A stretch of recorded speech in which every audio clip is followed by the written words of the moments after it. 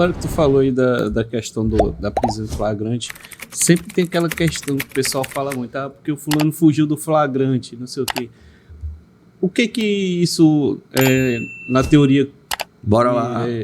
Amor, anota aí, porque já tem hora aula aí também, tá? Vamos botar hora aula aí, pra poder a gente, né? Se ele souber o cachê pra participar, ele tá fugindo. Bora compensar aí.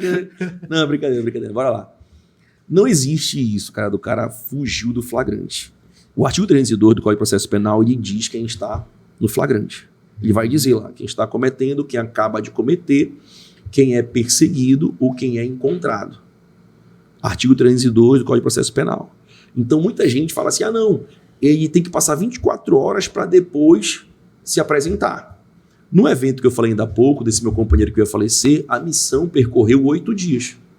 Então, se a gente pegasse aquele cara depois de 8 dias, ele ainda estava em flagrante. E por que estava em flagrante? Porque continuou, após o crime, a perseguição, aquele acompanhamento continuou. Ou seja, mesmo pós 24 horas, ele ainda poderia ser preso em flagrante. Teve um caso no Brasil recente, eu acho que é o caso Lázaro, que é, se não me engano, no estado de Goiás, que polícias do Brasil inteiro foram para lá para dar apoio, e ele ficou vários dias transitando e depois foi capturado. Então, essa questão da prisão em flagrante, ela não tem esse quesito, 24 horas depois já saiu do flagrante. Ou então, ele fugiu do flagrante. Se ele fugiu do flagrante, qual é a ideia? Ele não ser capturado. Beleza.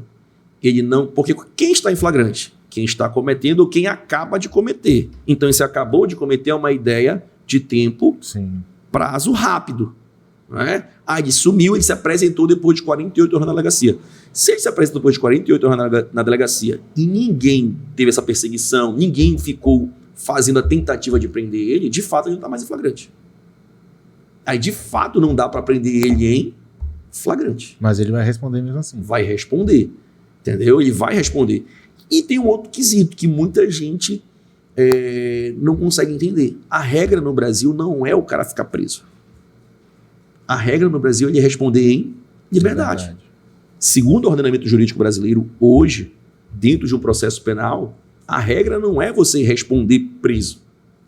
É você responder em liberdade. Agora, como exceção, vamos lá, existem umas prisões, a preventiva, a temporária, como exceção, com medida cautelar. Ele pode ficar preso durante o processo. Mas aí vai ter que cumprir os requisitos dessas prisões. Te dar um exemplo.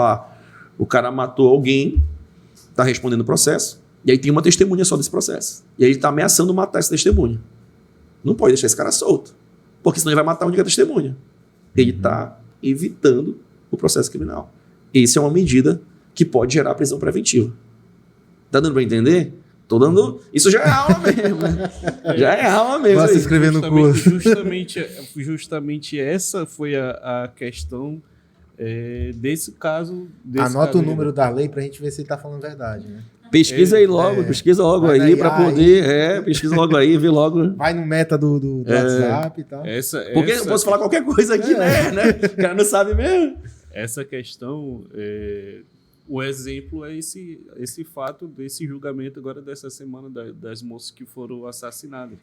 Os dois, eles estavam... respondendo em liberdade. Eles estavam presos e eles foram liberados para responder em liberdade até o julgamento, né? Só que nessa deles serem libertos, eles sumiram. Então, hoje eles estão foragidos. É aí que tá. É isso que gera o quê? Gera a sensação de insegurança na sociedade. Vamos lá, esse crime chocou Capitão Poço. Lembrando, né, galera, eu não sou morador de Capitão Poço, mas eu conheço a cidade, conheço a região. Esse é o desafio hoje do Poder Judiciário, do ordenamento jurídico brasileiro e da sensação de segurança.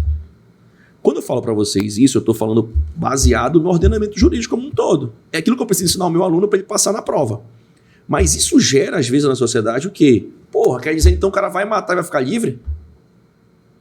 Dando a oportunidade de fugir?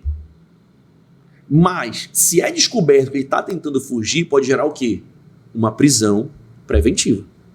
Se fosse descoberto um pouco antes que, de repente, ele estava tentando fazer esse plano de fuga, ia gerar o quê? A possibilidade de prisão preventiva. E essa prisão preventiva queria resguardar, que nós chamamos de medidas cautelares, para resguardar que o processo fosse cumprido e que essa sentença posterior fosse executado, entendeu? Então, o desafio aí já é o quê? Sensação de segurança, ordenamento jurídico brasileiro, a seara policial, aí já é um debate de política criminal, de como enfrentar essa política criminal. Agora, o ordenamento jurídico brasileiro, ele atual, ele nos dá isso. A prisão não é a regra, a prisão ela é a exceção. Então, você pratica um crime, em regra, você vai ficar respondendo em liberdade. Agora, se é descoberto esse plano de fuga antes, ele enseja uma prisão preventiva. E aí, como eu estou falando, aí o que gira o debate, Jair? Gira o debate de política criminal, que na minha concepção gera uma sensação de insegurança. E nesse contexto todo, nós policiais ficamos entre a lei, aquilo que a gente pode fazer, e o poder judiciário, entendeu? Mas eu entendo, né? Entendo, por exemplo, a dor, principalmente familiares, né? Imagina a dor de ver uma condenação e de não ver. Agora tem um detalhe, vocês estão condenados, é questão de tempo. Eu costumo dizer o seguinte, a polícia, com certeza a polícia civil de Capitão Poço, ela vai em busca da captura.